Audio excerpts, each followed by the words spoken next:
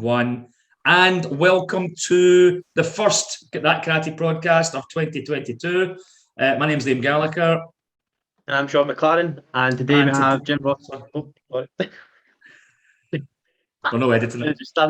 Today we've got Jim Ross Sensei, SKGB committee coach and director of sport for the SKGB as well. How are you getting on today? How are you? I'm fine, mate. I'm fine. Yep, looking forward to the wee chat. Us too. Definitely. I know I am. Just good to get you on. Thank you for your time. Really appreciate that.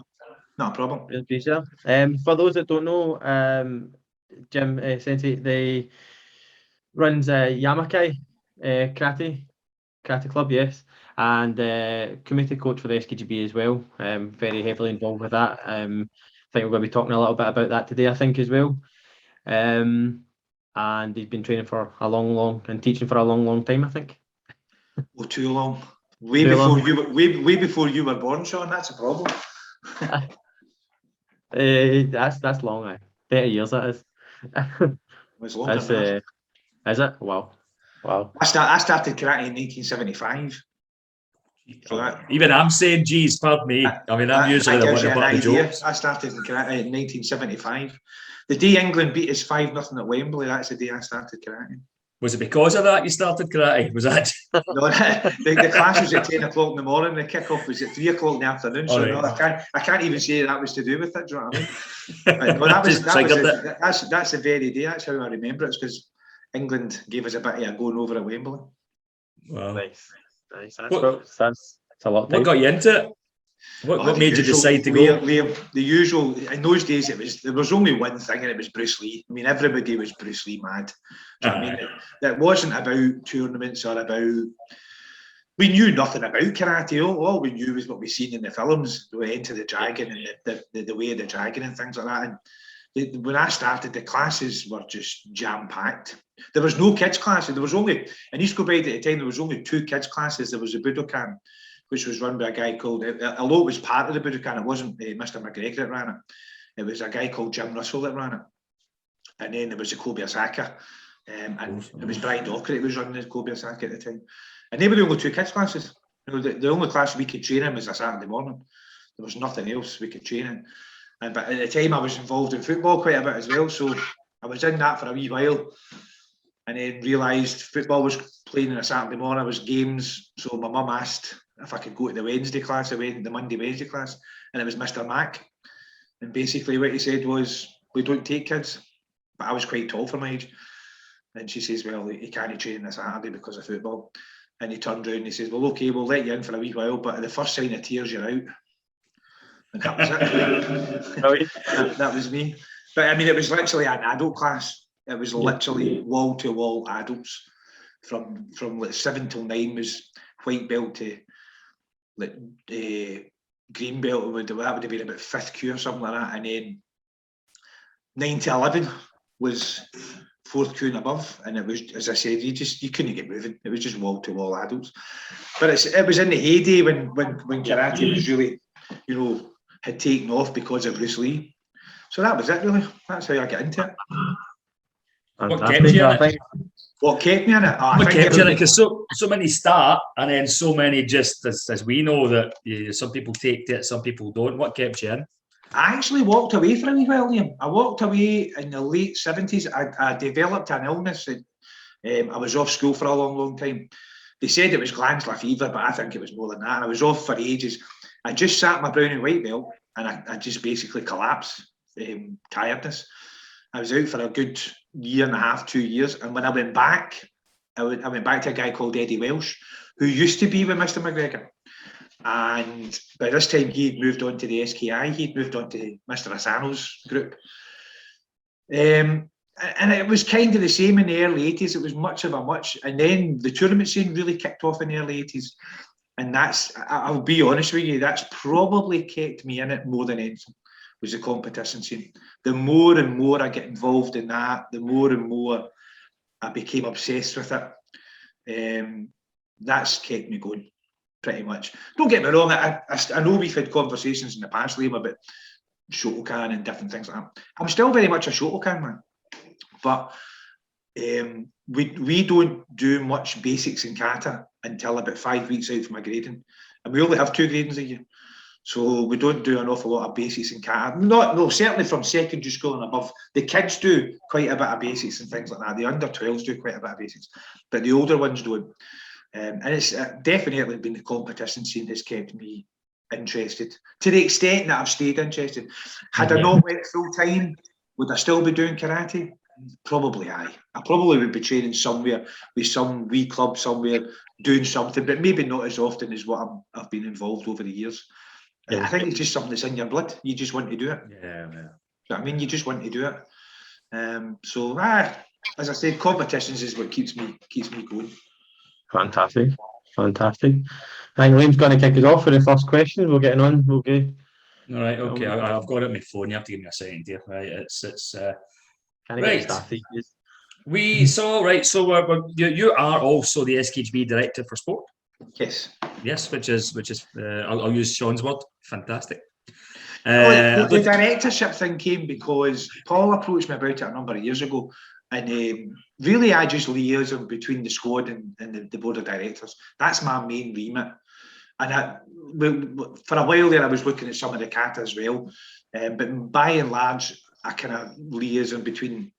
If we go to championships, I send reports back to the board and give them an update and things that's going on. It's not as in depth as when Hamish was doing it. Hamish was running tournaments. When Paul approached me about the directorship, I made it clear straight away, I'm not running a tournament, and I'm not running the Scottish International Open, so you can forget it right there and then. And he had already decided that this was going to the tournament committee, and that was fine by me. But it sounds kind of quite glamorous, but in actual fact, all I do is liaison between the squad and the board of directors. You're the oil that greases the wheel.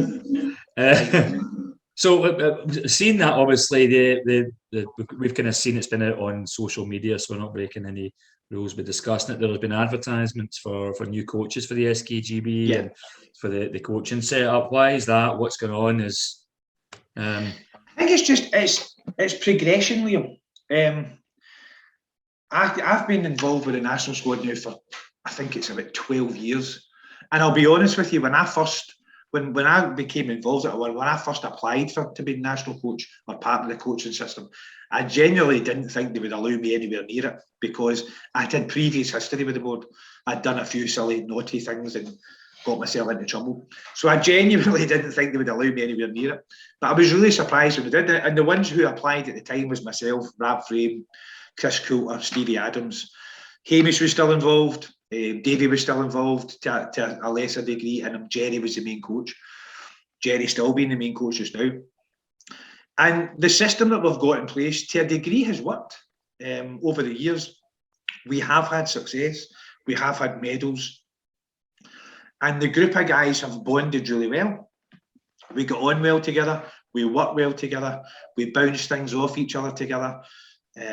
There's obviously a couple of times that there's been a wee bit, not conflict as such when you're picking squads, but there's a difference of opinion. But we've always worked around it. But there's never been a fallout.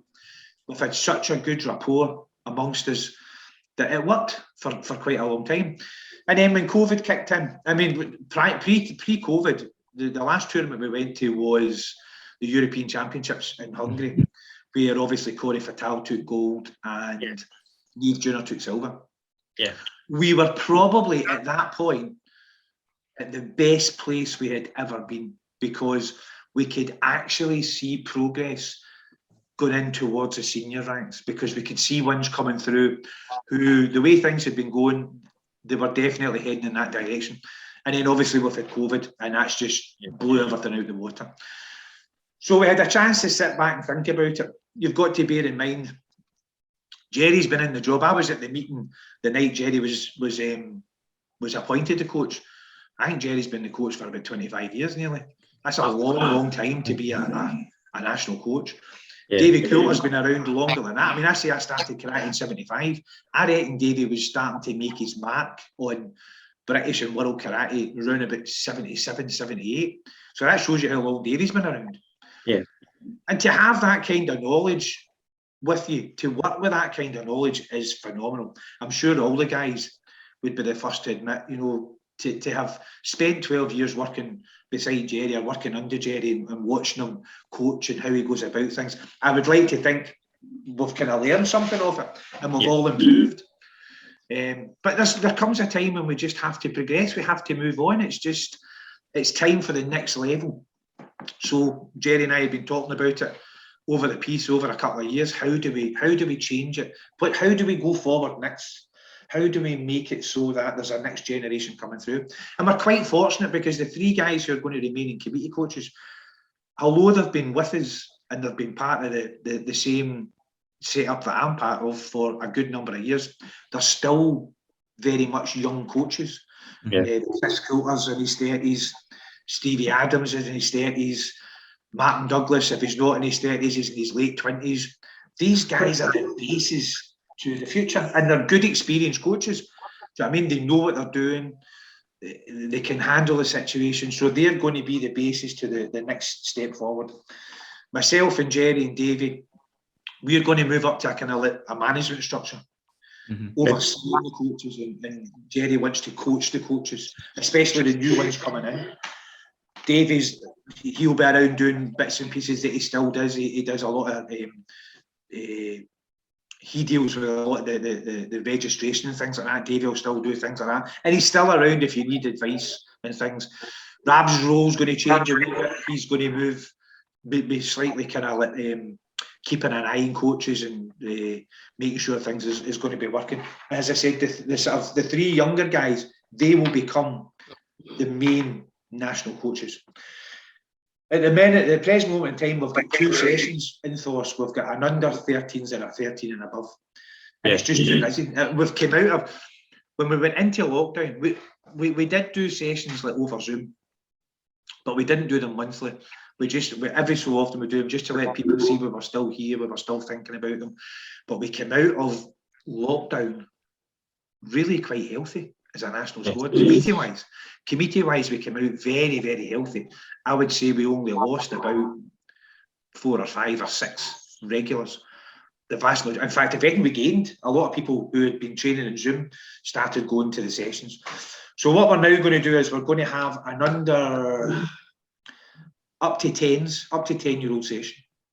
We're going to have a 10 to under 14 session, and then we're going to have the squad, like the cadets, the juniors and the seniors all in together. So we need coaches. We need to bring in more coaches for the lower levels. So we're looking for coaches for the first class, the kids class. We're looking for coaches for the middle class, 10 to 13s. And then obviously with the 3 established ones maintain the position as senior coaches, and they will look after the main setup, the squad as such. So we're looking for new blood. And it's like, I dare say you guys within your club have got young kids coaching, teaching, helping you out. They're not running a class, they're not opening the door, but they're helping. And we need to be developing coaches, and we need to develop them. We can't just say, for example, Sean, right, Sean, we want you to teach the SKGB, we want to teach you younger, and you walk in the door and completely freeze. We can't have that. We need to develop coaches. We need to help them. We need to prepare them, because one day they might be going to a European Championships, or they might be going to a World Championships. So if they're not ready, because it's not as easy as people think. It's not a case of just taking a squad away and then firing somebody on the mat and away you go. There's a lot of work, pre-training. There's a lot of things that we need to work with the athletes with to prepare them for competitions. I mean, that's our job. Our job is not to teach. Our job is to prepare. And the work that goes into preparing athletes for competition is vast, it's massive. So the older coaches want to be in the background, trying not to get involved in the actual coaching side, but watching. And if we can get some young coaches coming through, then hopefully that's going to be the progression, the stepping stone for future coaches. And we've put something in place at the board. All they have to do every so often is coaches leave, you apply, you put applications out for new coaches. The system just rolls on and rolls on. That's the kind of basic idea. That's a really interesting way of looking at it, because you've not got just a kind of pathway for development for athletes, but you're also looking to broaden the base and develop the coaches as well, which I think that's really interesting. I think obviously it's really important. I mean, the whole quote, it's not just about committee. No, first of all, if MD's watching or MD does tune in tonight, we're not just talking about committee here. We're talking about CATA as well. The management team, the management structure, I mean, Stephanie's going to step up to the management structure as well. So she's stepping away from the CATA. And we're going to be bringing in new CATA coaches. I'm led to believe, Liam, you might be interested in having a wee go at this. It's not, if they'll let me in the building, aye. It's not... People think that people have got this thing about the national coaches or what we actually do. It's probably not what they think, because we're a lower term as the national coach. We're not there to teach them anything. If you do go in as a CATA coach, your job is not to teach them Unshu or Goju Shield Show. Your job is to refine what they already know. Yeah. Your job is to prepare them for walking on that mat. Now, what we've discussed, for example, with the CATA is Paul, myself, and Jerry. I'll take your name as an example. Liam comes in and you get appointed, because we're looking for 2 Shotokan, 2 Shoturu, possibly Wadu. We don't know where we stand with the Wadu at the minute, but certainly 2 Shotokan and 2 Shoturu. What we are looking at from, say, for example, the Shotokan point of view is the first job the Shotokan coaches are going to have to do is find out who the top 10 Shotokan kata people are in the world and study them. And then whatever they're doing, bring it back to us, bring it back to the dojo, and say to our Shotokan people, this is what we want. Yeah. We don't want what your instructor tells you. We don't want how I know. This is how the kata is getting done at world level. Yeah. This is how it has to be done. We have to replicate that, and if possible, we have to improve it. We have to make it better if we can do it. And it's not impossible. If you look at young Emma Ruthven, took a medal in Sochi. We can do it. Yeah. We've proved we can win medals. Okay, we tend to find just now our big strength is under 21s, and it'll probably be the same for kata as well as committee. Well, fine, that's what we do. We focus on the under 21s and we try and get the under 21s successful so that they want to stay on and become seniors and start pushing for the senior places. But there's a lot of work to be done. It's not just simple. We're going to bring in coaches and then, as I said before, give you the keys to the road and let you go in there. Yeah. There's a lot of work to be done. A lot of work to be done. Why do you think, I don't want to take this topic too long, but why do you think there's been, I'm not saying there's an issue at seniors, but why do you think we don't have the depth at seniors that we used to have? If you think of the names you mentioned tonight, they all fought at senior level. They represented Scotland at the top level. These were literally legends. You know, like I said, Jerry and Davey, these are the best in the world. Yeah. Where did we lose them? In your opinion? I think this is the $1 million question. There could be any number of reasons. Yeah. If you look at, for example, Egypt, Iraq, Turkey, Spain, France, they're all professional. They're either professional athletes or they're on scholarships. Mm-hmm. Or they work for the police, or they work for the army. But although they're technically working for the police or the army, they're training 6 days a week, 3 times a day. They're not doing what our police officers are doing or whatever. So that could be one thing. They're not, our guys are not getting. I mean, for example, I had a discussion with the Azerbaijani guy, the main man for Azerbaijan in Madrid about 3 years ago. Stevie Adams and I were talking to him, and we were asking how things are funded in Azerbaijan. And basically what he said to us is, in the 1st of January, every year, AGF gets €15,000 for the government. 1st of January, every year, just to train. That's not including the money that he wins when he wins a medal. Even if he goes to the Basel Open and wins gold, he gets something, he gets €5,000. That's just a figure. It might be more, it might be less. If he wins a Europeans, he wins a Worlds, he's getting X amount of money, a couple of houses, a couple of cars. Our guys are lucky if they get a picture in the Evening Times. Do you know what I mean? Yeah. So we've got that side to contend with. And now, when you're talking about Jerry, for example, Jerry's a brickie. Jerry's a stonemason, right? He's a tradesman. You don't get a lot of kids, certainly the boys, you don't get a lot of boys coming out of school and get into the council to be a brickie or a plasterer. They go to uni. Yeah. They go to college. The education, and I'm not knocking it, it's the way the world is now. Education is so important, and the pressure that these kids are under to succeed is so vast. Do you know what I mean? That their parents want them to be dentists and all the rest of it. which is great if they can do it, if they can achieve it. But something has to go. And karate is then becomes secondary, and we lose them. So we're glad if we can get them to 21, 22, we're doing well. At national level. Probably at club level as well. You know, you probably feel the same. I think that's something we all battle with, isn't it? At club level. Do you know the funny thing is, Liam? When I went to the World Championships in Dubai in November there, we're not the only ones. The vast majority of the squads who were in Dubai, the vast majority of the people competing were the under-21 squads. And it wasn't me that noticed that. It was the kids. I mean, we had Amy Luke and, well, Niamh Junior probably noticed it more than any because she's still in the under-21 scene. But she was saying the vast majority of the squads are all under-21s. So it's not only in Scotland or Britain, it's throughout the world. Do you know what I mean? Maybe a lot of countries have come out of COVID and people have just walked. You know, they've found a new life. They've realised that there's more to life than throwing yourself about the world to compete in competitions. The Olympics is over. We've lost the Olympics. If you want my opinion, we'll never have it in my lifetime. That's my own personal opinion. No, I don't think so. I don't see it. I don't think we'll see it. It's interesting you say that. But to be fair, I thought it was pretty. I think the Olympic thing died when we never got France. When we never get into France, and bear in mind, France is one of the biggest karate countries in the world. It's full time. It's one of their national sports, and we never get in. I think that's where you have to ask the question: why didn't we get in there? Forget America, forget Los Angeles and whatever's beyond it. We're never going to get in. I've got my own personal opinions as to why I think the WKF wouldn't get in, but I'm not going to get into that there because I don't want to open up a hornet's nest, right?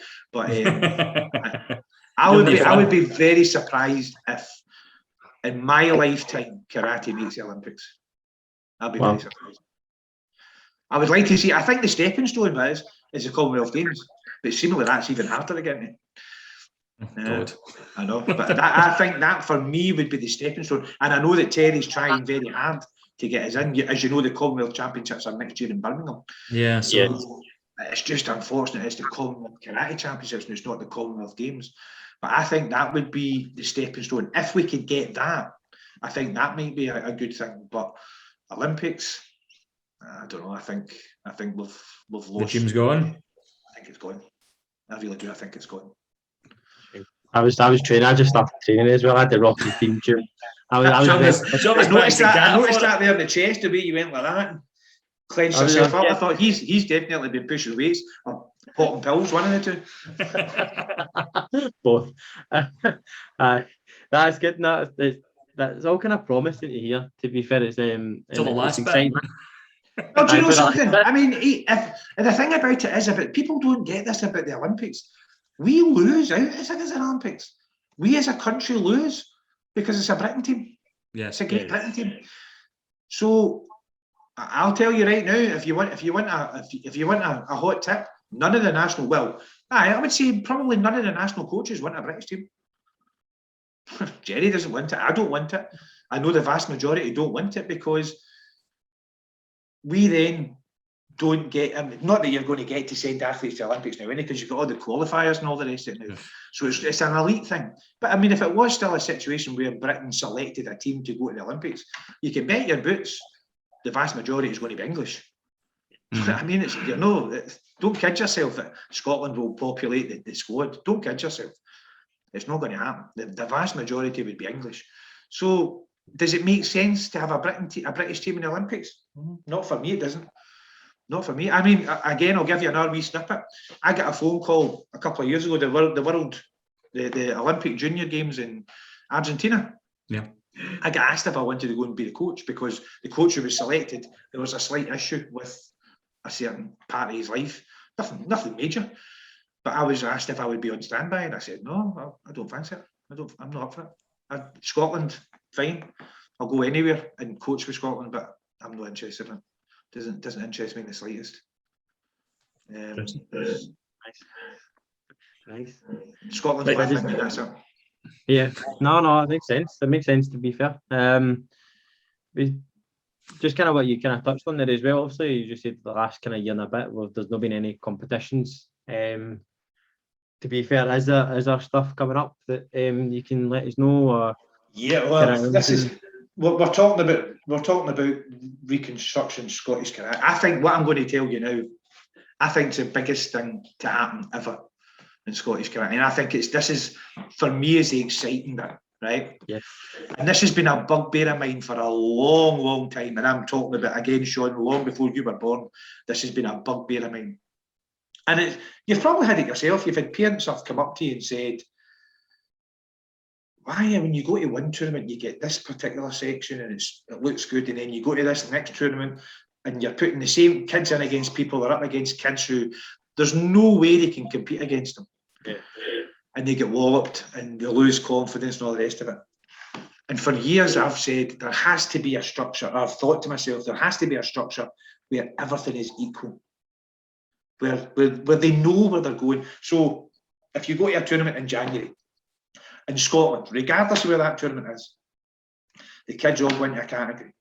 But if you go to a tournament in March in Scotland, it's exactly the same categories. Then if you go to another tournament, it's exactly the same categories. So we were looking at, again, coming out of COVID, it was kind of quite doom and gloom about, obviously, sadly, we lost Bobby Morton. People didn't realise exactly what Bobby did. Bobby done a lot of work running tournaments, organising tournaments, the Wisher Grand Prix, obviously, but just a lot of other tournaments. Bobby, we lost a lot when Bobby unfortunately passed away, and there was a gap in the market. And it's not that we don't want to see people coming into that gap and filling that gap. We do, we definitely do.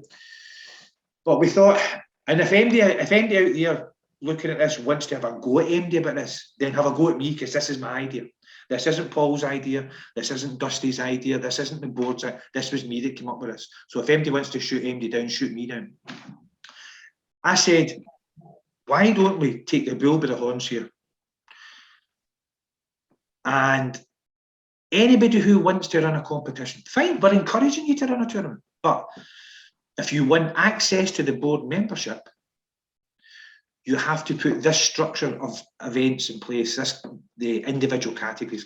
And what we did was we took Hamish's height categories and sections from his tournament, because if you look at Hamish's sections, you've got the height category, but you've got the novice section, and then you've got the advanced section, right? Yeah.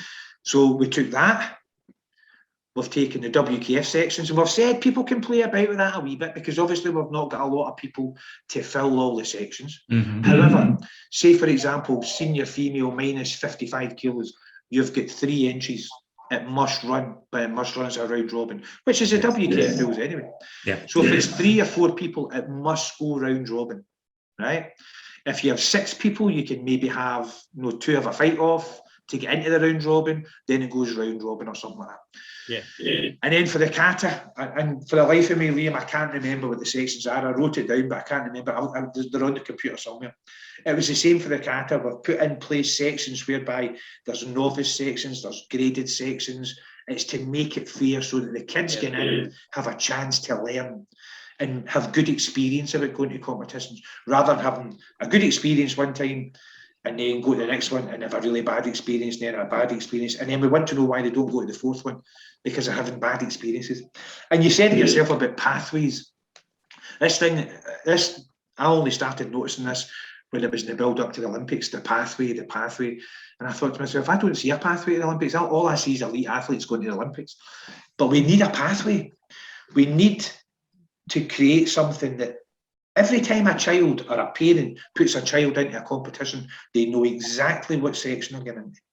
They know what they're paying for. And that kid has a chance to develop their skills, whether it be kata, whether it be committee, doesn't matter. Now, if the organiser, if say, for example, Sean wants to organise a tournament, as long as he puts these sections in place, he can put Kickmaster in if he likes. I personally wouldn't put MD into it, right? So he's not getting a $5 off of me. But if you want to put Kickmaster in, fine. If you want to put Piers kata in, fine. If you want to put your granny and granddaughter kata in, fine. But you must have these individual committee sections. You must have these individual kata sections. They'll be compulsory. And if you don't put that in place, then you cannot get access to the board membership. It's as simple as that.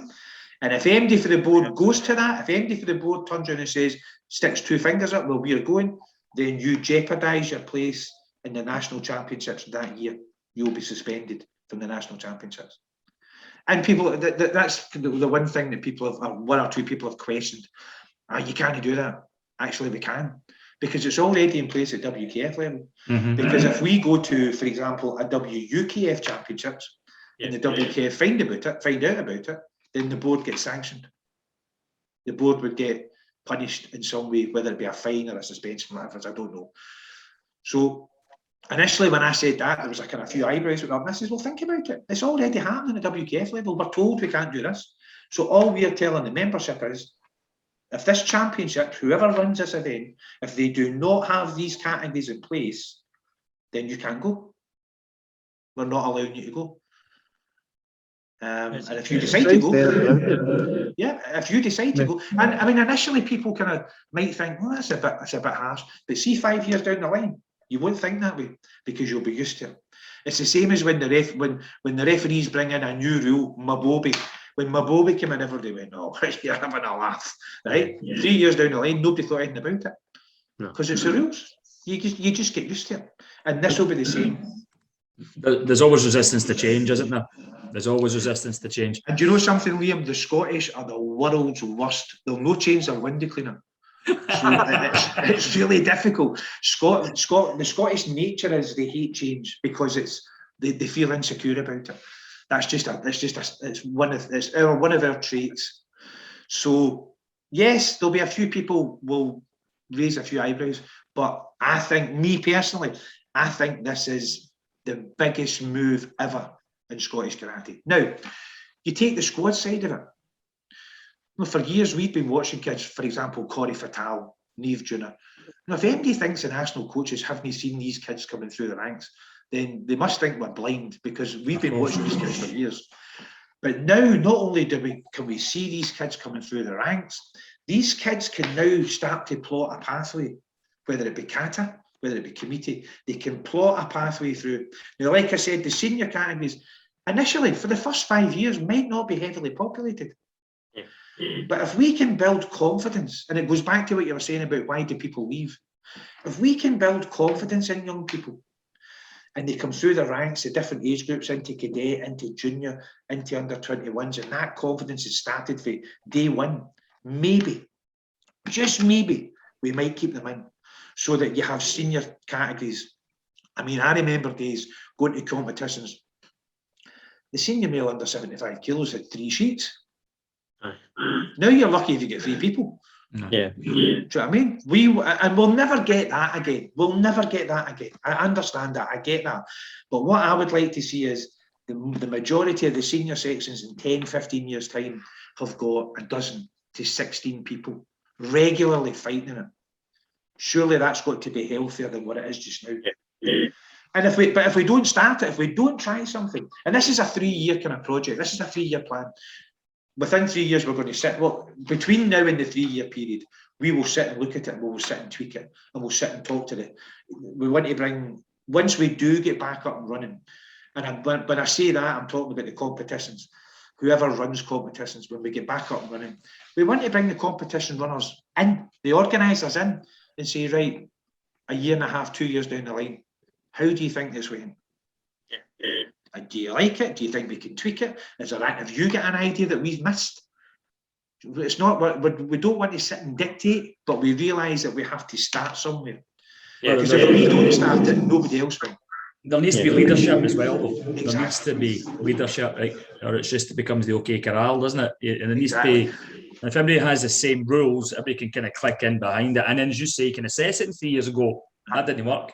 That didn't work. But at least we're trying to put something constructive in place, rather than just letting people run with, but I've got a good idea, I'm doing this so that as many people can get in the event as possible. Right, okay, I get that. But why not just everybody stick to the same format? We can't dictate what happens down south. We can't dictate what happens anywhere else in the world. But we can dictate how we do it. And if we can start to construct something for the future, whereby the national squad benefits when I'm long gone, Jerry's long gone, Davey's long gone, whoever the young coaches are coming through, they've got all these athletes coming through, hopefully. And that we might see Scotland getting back to where we were, as you say, in the 80s when we had that group of guys who were European team champions. Pat Mackay, world champion. Do you know what I mean? Jerry and Patton, world team champions. Yeah. Can we never get back to that? Well, we'll never get back to it unless we don't try something that's different. Yeah. Put something on the table that's different, that makes people stand up and take notice.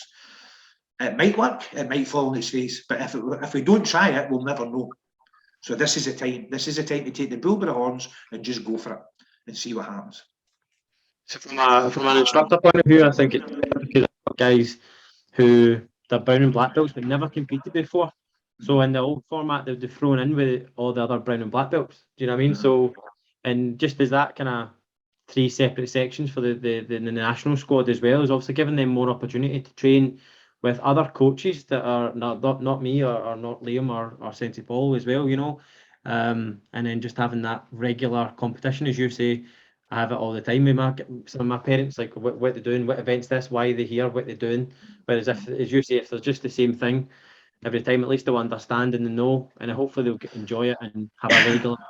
I love competing. I've always loved competing, so I always try and pass that on to my guys. Do you know what I mean? Well, so, one of the things we want to try and do is we've lost the 3 Wisher Grand Prix, so it's actually been suggested that the board try and take at least 2 of these positions. And my suggestion is don't have it in Ravenscraig all the time, because everybody comes to Ravenscraig. Have one over on the East Coast, have one in the West, Ravenscraig for one, and then maybe take one to the East Coast, to Edinburgh somewhere. That, to me, that was the sort of big downfall with the Wisher Grand Prix, was it was based in Wisher. Do you know what I mean? All right, it was called the Wisher Grand Prix, but initially when Bobby started it, it wasn't always like that. He had it in Linwood, he had it in Wisher, he had it in... he didn't have it in the one venue. And it made sense to have it in 3 different venues, because you've got people who will maybe go to the local sports centre, but they'll not come to the Wisher Sports Centre or whatever. So try and get it about the country, so it's not just based in the one area and you're dragging all the people from the East Coast over to the West Coast over time. Get people travelling. And we've done years of travelling about the country. Up to, Liam, I don't know if you remember this, the Aberdeen Open. The Aberdeen Open was the same as the Cumbrian Open. The Cumbrian Open in the 80s, and the 70s, 80s and the 90s was a huge tournament, the biggest karate competition in the north of Britain. And then you went to the Aberdeen Open, going, Cumbrians the Cumbrians are a small version of what it used to be. The Cumbrian Open, you'd be there at midnight, and that was just the senior individuals starting to get going at the time. Do you know what I mean? We've lost all that. We've lost the running about to tournaments. We've lost it because we go to the same venues all the time. People get fed up with it. Kids get fed up with it. Parents get fed up with it. How many of your parents are moaning about, we're going to Ravenscraig, it's freezing, the canteen shut, it's never getting in it. Do you know what I mean? It's all these little factors that make up a tournament. So take it away from you, put it in somewhere else. Maybe another venue has got better facilities and the parents want to go. And if they know, for example, if we give them a structure of like, the kids categories are starting at that time. It starts at that time. It doesn't start 3 hours later. I know that'll be hard work. But I can do it in my club. If I run an internal event, I give them a start time and they turn up 10 minutes before it. That gives the kids 10 minutes warm up. They come on, they fight, they're away. If I do a grading, they get a start time. They come on, they grade, they're away. Okay, that's on a smaller scale. But if you go to tournaments abroad, they do it. You go to a community tournament in Holland or Belgium, you don't sit for 2 hours waiting for the category that started at 1 o'clock in the afternoon and you're still sitting at 3. If they say 1 o'clock, boom, 1 o'clock it starts. So if they can do it, we can do it. And they're working with far greater numbers than we are. Do you know what I mean? Far greater numbers than we are. So this is things that we have to try and achieve, so that parents don't want to sit in a sports centre all day waiting for X, Y, and Z. This is when it comes down to the parents' decision. Do they do individual kata? Do they do team kata? Do they do pairs kata? Do they do kickmaster? Do they do individual committee? Do they do team committee? That's up to them. If they decide to do that, then they're going to be in the sports centre all day. But if they choose to go and do their individual category, and the team fight, then they know when they start, they know when they finish, they know when they're on the road back up the road. Yeah. You know what I mean? I admire your optimism on that. Well, do you know, Liam, see, at the end of the day, I've seen it happening. I've seen it work. I believe you, just know in this country. But no, in this country, you're right. You know, in this country, we are obsessed by getting tournaments with 86 categories. We're obsessed with it. But that's a financial requirement as well. Of course it is. Of course it is. I know it is. I know what you're saying. It's the financial pressure running a tournament makes those categories happen, because it's a bloody expensive thing to do. Mm-hmm. And if you're doing it for profit, then it's not in your best interest to do that. But yeah, I hope so. I know that'll be a hard side. Don't get me wrong. That is, as you say, that's probably stretching the imagination a wee bit too much just now. If we, and it's not a case of if we can get this up and running, believe me, this will be up and running. See, the thing I'm talking about the categories, the individual committee, the individual kata, be under no illusion, that will now happen. Right? That is, it's already been rubber stamped by the governing body. We've taken it to the board at the last meeting before Christmas, and it has been rubber stamped. So we now have the remit to put this in place, and anybody who doesn't come into line, so be it. But they're only going to bring problems on for themselves. It makes sense. Why would you not want to fall into line? That's the question. Well, it would amaze you. You know what this sport's like. You know what this sport's like for people being fickle, and they'll not tell me what to do. We're not telling you what to do. We're actually trying to help you. And if you come on board to the structure, hopefully your tournament will see the benefit as the years go by, because people will want to come. What's that film? If you build it, they will come. Do you know what I mean? So if we put the structure in place and the structure is successful, then you're encouraging people to turn up to competitions. Whereas just now, I don't care what club you're in, there's parents will be sitting there going, oh, bloody hell. So I mean, we're watching this. We're watching the same kata for the millionth time. We're watching team. When's the committee starting? The kids are coming up pulling your trouser leg. When am I up? I don't know. I've not got a clue. And that's my general answer now. I honestly haven't got a clue. But you told us to be here for it. I know. But that's what I was told. I passed it on to you, but I don't know. I've not got a clue.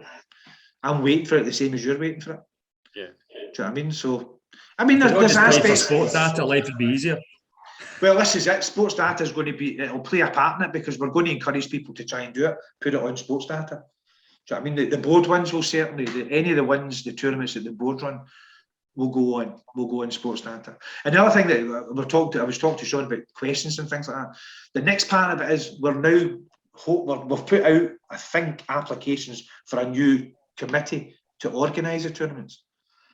So it's a bigger picture than just about the changes to the national squad, the coaching structure, the changes to the competition structure.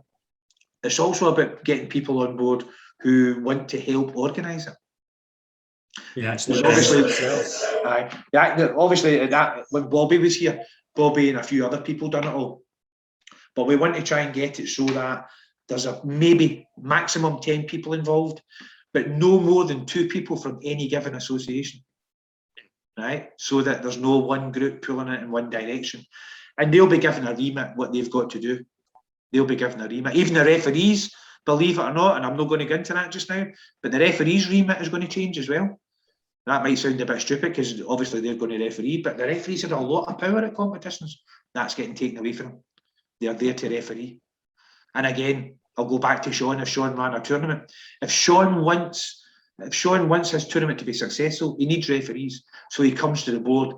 If he asks the board to send referees, he must pay the referees X amount of money for that day. Plus, not just a sandwich and a coffee, no? Not just a sandwich and a coffee. Sandwich and coffee is included, but you must pay them X amount per official. Now, for example, if you have guys within your own group who can come in as helpers, then fine, you don't have to pay them. If they decide to do it free of charge because they're part of your group, they want to sit on the table, they want to do flagging, they say, no, we don't want any money, then that's fine, you don't have to pay. But if you bring board SKGB qualified referees in, then they have to be paid. But, and it's on the understanding They're there to referee, nothing else. Yeah. They don't dictate. They don't tell us when things start. They don't decide how a section is run. We tell them, no, this goes round robin. It doesn't go if there's 3 people, a semi-final and a final. It's round robin. Yeah.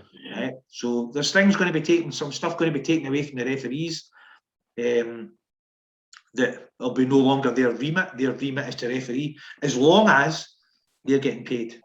As long as they're getting the fee that we've decided that the tournament organiser must give each SKGB qualified official per day. So it's a bigger project than you probably imagined it was going to be. Yeah, no, it's not going to happen overnight. No, it'll take time. It'll take time. But the beauty of it is, Liam, we've got time, because I really don't see competition, certainly in Scotland, opening up to the tail end of the year.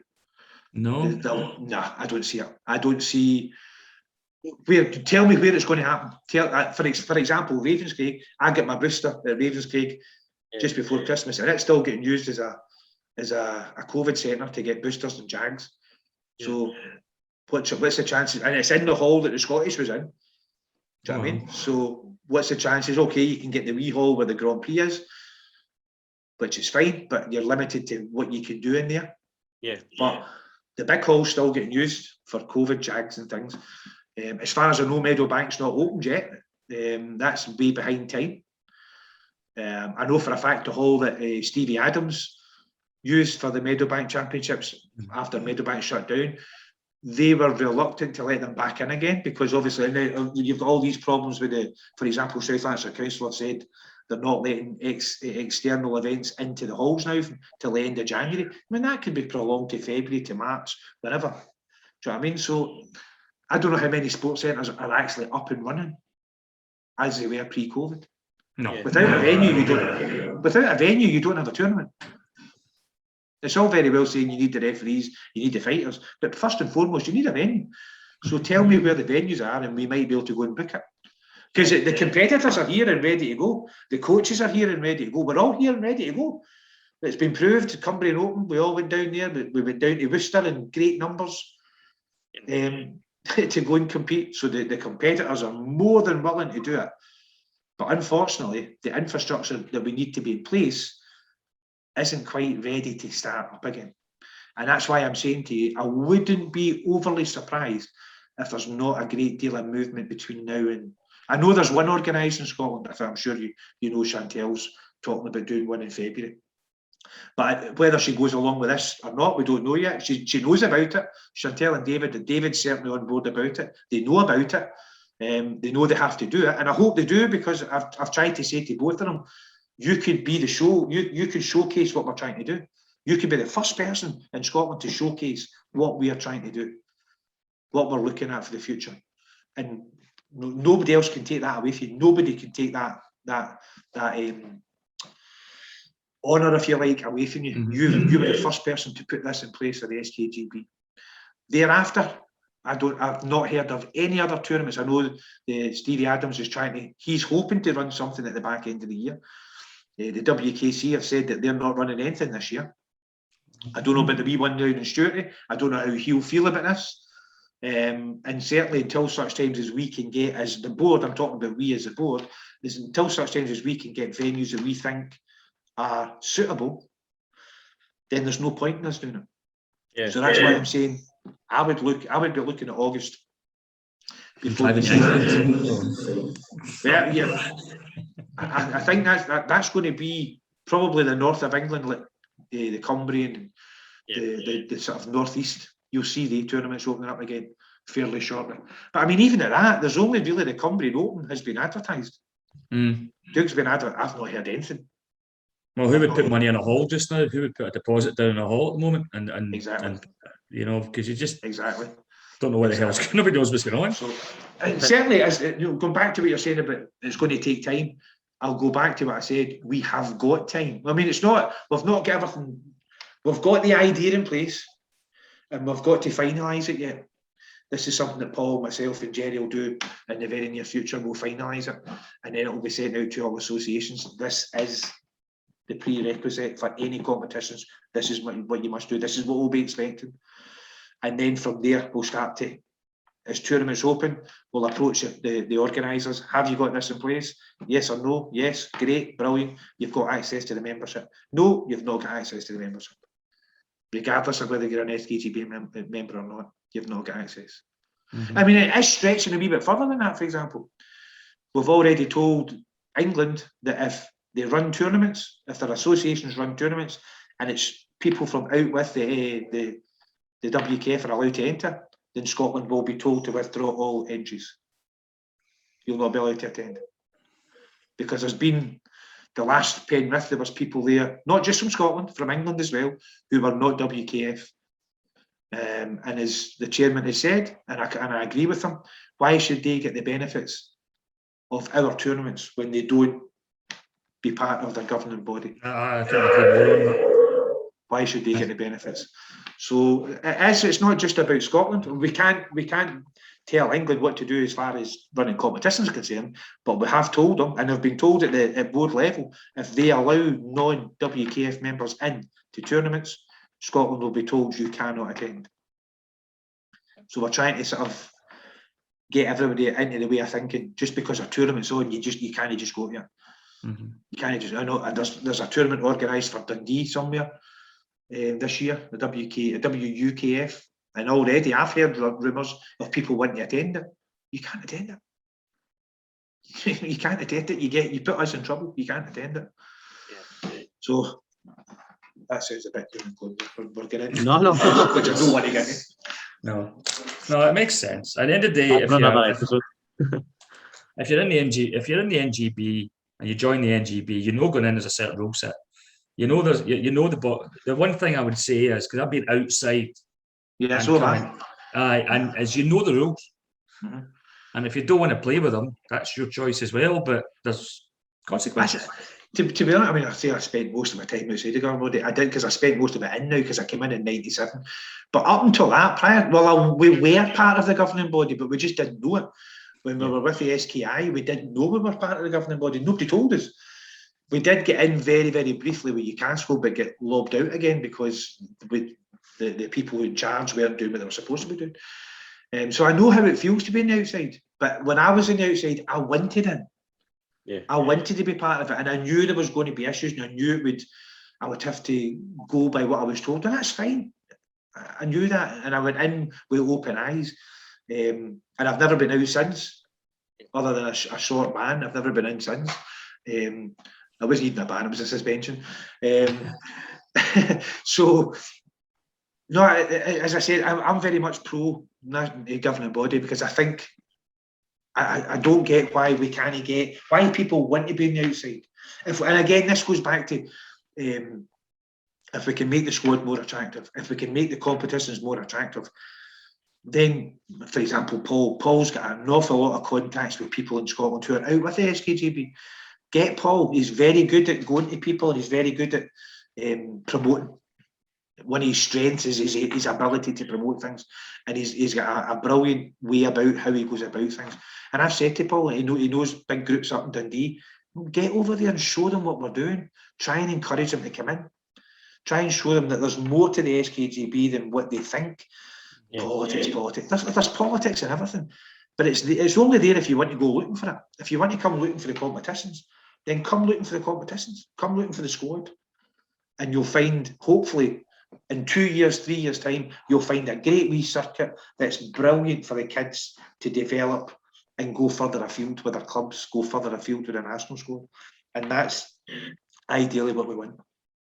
Well, that's yeah, you get developmental pathways. That's something Sean and I have said in the past, not when we had going too far back, but we take kids to tournaments, and as you said earlier on, they're good wee kids, and they've got a wee bit of heart to them, and you're taking them in, and they're getting scaled because the skill set with some clubs is so different. I mean, my club's obviously a bit different. Mine's about an old school kind of club. So my guys don't do committee as much as somebody else's club might. So it's not that kids don't get talent. They've just not necessarily, their training's not been geared towards that committee specific. So they're not going to win the first match. They're going to get, and they're going to start to build for there. So that gives kids like that and any kids with talent that chance to just mature, just come up and enjoy, as you say, enjoy it. Enjoy it, and it's at the same time be able to watch what's happening maybe a couple of stages further down the line and see what they're up against and what they have to do to achieve it, and how they have to train. And it might help coaches as well. It might help club coaches to realise that they have to be developing the kids. At the end of the day, going back to the national squad thing, the first session for under-10s, the actual coaches, even if myself, Jerry, David were still involved in it, we would have not a great deal of involvement with it, because our mindset is that's really, the club coaches are still very much in charge of that. They should be bringing on, they should be developing the kids. Jerry, a couple of years ago, Jerry wanted to bring the coaches in, the club coaches. He offered the club coaches to come in and just sit and listen to him talking, and he wanted to say to them, this is what, if you're going to send a kid to national squad, this is what they need. They need to be able to do Kazami, yak, front leg mawash, front leg guru, back leg guru. Not one coach took him up on it. Really? Not one coach came to him. That's ego, isn't it? But I enjoy it. In the past, but we've actually taken coaches to the side and said, I'm not going to name any names. We've taken coaches to the side and said, such and such, they're doing great, they're doing brilliant, really developing well. But see, when you do such and such, try and get them to work on it time and time again, just constantly working it, just to improve it, just to get it sharper. Because where they're going, it needs to be razor sharp. Yeah. They take the huff. They take the huff because it's like as if you're impeding in their ground. No, we're trying to help you. Yeah. We're trying to encourage that individual. We're trying to encourage you to be involved with that individual, to develop them a little bit further. Because when you send them to national squad, they must have basic skills in place. We're not there to teach them these skills. That is not our job. It's not our remit. They should know that. It's our remit to get it ready, to prepare them mentally, to prepare them physically, to prepare them tactically for whatever we're going to. That's our remit. Is to have them ready as a unit, as a national squad, to go and fight or to go and do kata. That's our remit. Not to teach them how to do yakizuki front leg mawash. That's your job as a coach. You should be doing that. If you're not doing that, then why would you expect us to do it? Yeah. We've got to do it with our own kids. We've got to do it with our own students. Your job as a club coach is to make sure these kids know these techniques, know how to defend, know how to slip, know how to lead with the front hand and follow up behind it, know when to fight, know when not to fight, when to defend. Do you know what I mean? That's your job as a club coach. You should know that. Do you know what I mean? So it's a massive job, Liam. It's a massive job, but I must admit, I'm looking forward to it. I really am looking forward to it. I'm really excited. You actually sound enthusiastic. I'm really excited about it. I've known you for a few years now, and I don't usually hear you enthusiastic, but not maybe because you're talking to me. I do. The nice thing about it is, or the good thing from my point of view, is we've got guys like Chris Coulter. If you ever watch Chris coaching a class, I mean, his enthusiasm is unbelievable.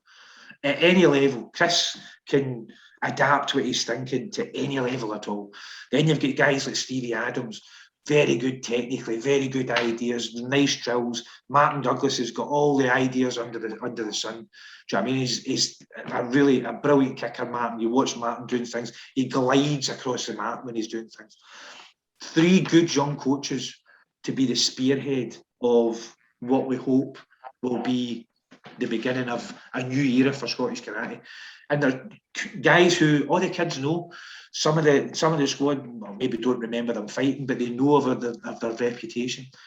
So we're leaving it in good hands, and it's not as if we're disappearing into the sunset. We're going to be above. We're going to be coming to kata sessions. I mean, when the new kata coaches come in, one of us will be there.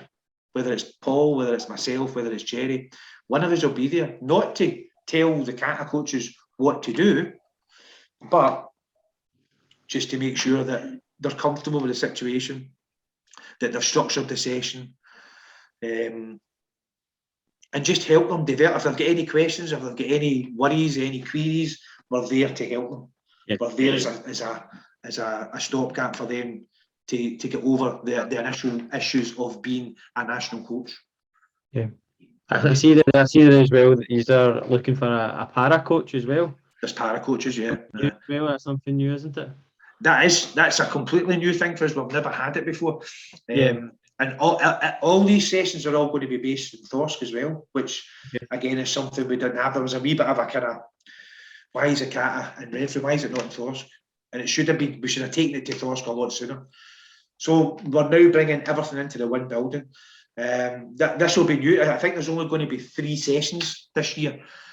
So this is a completely new direction, and it's something we have to look at. Going back to the World Championships in Dubai, we were in the same hotel as Spain. They had all their officials, kata, committee, and the para Olympics, the para athletes, all there.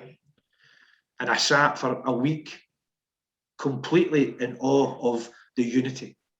They were all there for each other. There was nobody excluded. They were all there, and I'm thinking, we've got to get that. We have got to try and find that solution to our squad. There's no unity in our squad at the minute. Do you know what I mean? We're all individuals. So we need to try and find that. And that was something that was just sitting in awe, total awe, watching the Spanish, how they interacted with one another, how they interacted with the para athletes. There was kids there with Down syndrome. Oh, fantastic. Do you know what I mean? It was an amazing setup. And I'm thinking to myself, we're miles away from that just now, but we can get there. Mm-hmm. Yeah. We can get there. It just means we have to work hard to get there, but we're miles off it just now. And we need to get that. We need to get that unity and be there as a nation and be there as a squad, including the referees as well. I'm not excluding the referees, because the Spanish referees were all there. The whole party was there. Officials, competitors, the lot, coaches, everything. They were all there. And we need to get that. We need to strive to work towards that. Sounds great. Sounds fantastic. I've left you speechless. So if you can come back if you keep Sean quiet for 2 minutes. No, I'm excited. I'm excited. Yeah, I just hope that when the information gets out, because not everybody will know all this just now, and it should be getting out shortly. It should be getting out soon. The office is opened again, I think, as of tomorrow. It should be getting out soon. I just hope everybody looks at it in a kind of positive note and doesn't look at it as, we're trying to somehow dictate. That's not what it is at all. As I said, we were looking at it just after, no long after when we came back from lockdown, we thought Scottish karate is going to be dire. It's going to be dire. There's so much, we've lost so much. So hopefully, and it'll take a wee while, take maybe 18 months to 2 years, hopefully, to see the tournaments up and running. But when it is up and running, hopefully we see a brighter future for everybody. Fantastic. Well, I'm going to stop saying fantastic, Sean, for the love of God. We do have a drinking game. If you played it, every time Sean says fantastic, you take a shot. Usually 20 minutes, I'm under the table. I wish I'd done that. I'd get them all lined up. I'd disappear down the side of the screen. Because I'm hopeless at these kind of things. Well, my bad. It used to be MROK, but now it's a different one. So just watch the last few episodes and you'll have a good night. No, it sounds like you've turned the negativity. What you're trying to do is turn the negativity, the natural negativity of COVID. There is a loss of athletes, and it sounds like it's not as bad as we kind of feared. But there's been a loss of talent, and obviously there's been a kind of loss of focus. We've lost the Olympics, as you say. So it seems like you're trying to turn it into taking this time as almost use this word, rebirth, a kind of relaunch and a new focus and a new drive for it to take it forwards, and that's got to be exciting to be part of. We've got an immediate stumbling block in that we had to cancel Finland, as you know. Yes. And that was through no fault of our own, although we kind of got a wee bit of stick about it. It wasn't because we didn't want to go, it's because Finland told us we couldn't get in. We weren't allowed in. So we had to cancel Finland. And then obviously the Czech Republic, the Europeans in Czechoslovakia have been rearranged to June. So it's messing up people, because people who were moving up categories, people are moving age groups and things. There's people have lost out in a lot of competitions. So we feel as though we have to, the guys that are here just now, from a committee point of view, we've come back quite strong. But unless we do something to try and keep them involved and keep them interested, we might still lose some. there might be a few get disillusioned because they don't get to go to the Czech Republic. They were selected because we had a squad selected. Yeah. Most of them transferred from Finland because they lost out in Finland. But we're going to have to reselect now. So some of them might miss out. So we might still have a wee initial problem from a committee point of view. And there's no kata.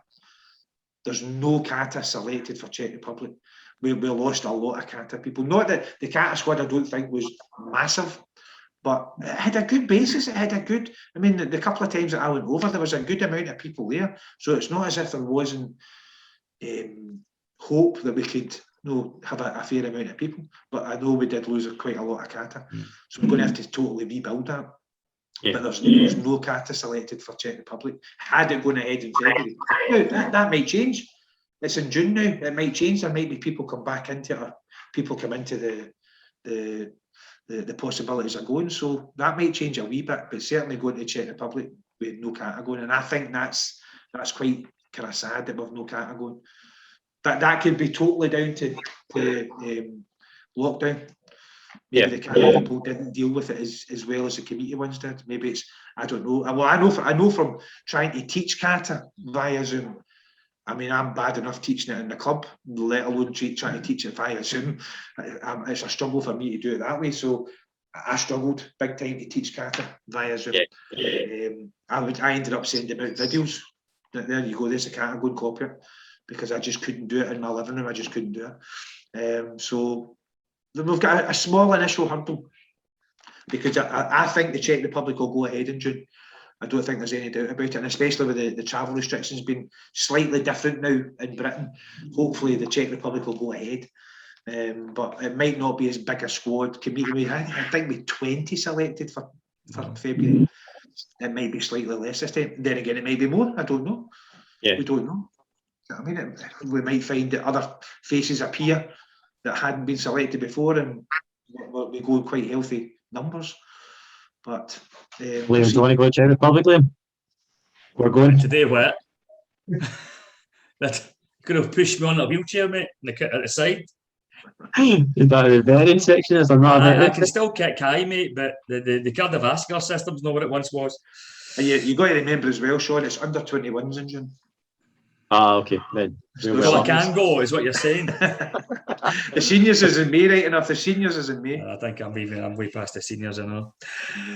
Yes. Well, I really enjoyed hearing that. That was a good chat, and it's good to hear that it's moving forwards and it's positive. Although, as you said, there's going to be hurdles. It's not going to be smooth. It never was going to be smooth with all this palaver. No, I know. But at least there's a direction. If people have a direction, they can click in and follow on, and we can build from there, and that's positive. Yeah. Hopefully, as I said, hopefully what we're trying to do is help the coaches, help the clubs, encourage the coaches to put people into tournaments if and when we get it up and running. And then the bigger picture is if the tournaments are more populated, we see the squad getting the benefit. The coaches get to look at people from an earlier stage and be able to approach yourselves and say, we see wee Johnny there fighting well. Is he going to squad training? No, if not, why not? Can we get him there? Is it possible? Blah, blah, blah. So, I mean, it's going to be work in progress all the time. It's going to be something that we'll have to work on for quite a while. But as I said to you before, I'm very, very excited about it. And I know the rest of the guys are. I know Jerry's excited. I know Paul's excited about it. So there's guys behind it who are prepared to work at it, which I think is good as well. Which is good as well. Perfect. Great. Well, we'll finish it off there if that's all right. Yeah, no, thank you very much for your time and thanks for coming on and sharing that. Obviously, we'll get this out in the next couple of days and get it shared out, so then gives people obviously a better understanding of what's to come and what's to be expected as well. Hopefully, we don't get too much abuse over it. Yeah, if you don't annoy 3 people, you're not trying hard enough. You know what I mean? Yeah, so I suppose Scottish karate. You're going to annoy somebody here as well. I just embrace it. I don't care anymore. But no, I think you've explained the kind of logic behind it. I think the thought process is sound, and you just need. It's difficult thinking outside your own club level and seeing the bigger picture at national level. I think all coaches could be kind of guilty of that, and seeing the bigger picture. But hopefully with this new structure and new setup, they can start to see, as you say, they'll start to see actual results in the next few years, and then it's hard to argue the point, isn't it? Well, that would be the sort of the final tick that we got it right if we see the results. That would be the final tick. So here's hoping, guys. Here's hoping. Well, thank you very much to Jim for taking part this evening and letting us know all the exciting stuff that's happening in Scottish karate this year. And he's excited. And I've known Jim a few years now, and I've never seen him excited before. And I never want to see him excited again. So a big thank you to you. Of course, thank you to Sean for putting the questions together and making this possible. And thank you to our long-suffering listeners and watchers. As always, if you wouldn't mind liking, subscribing and sharing, even if you didn't like it, do it anyway. What you got to lose?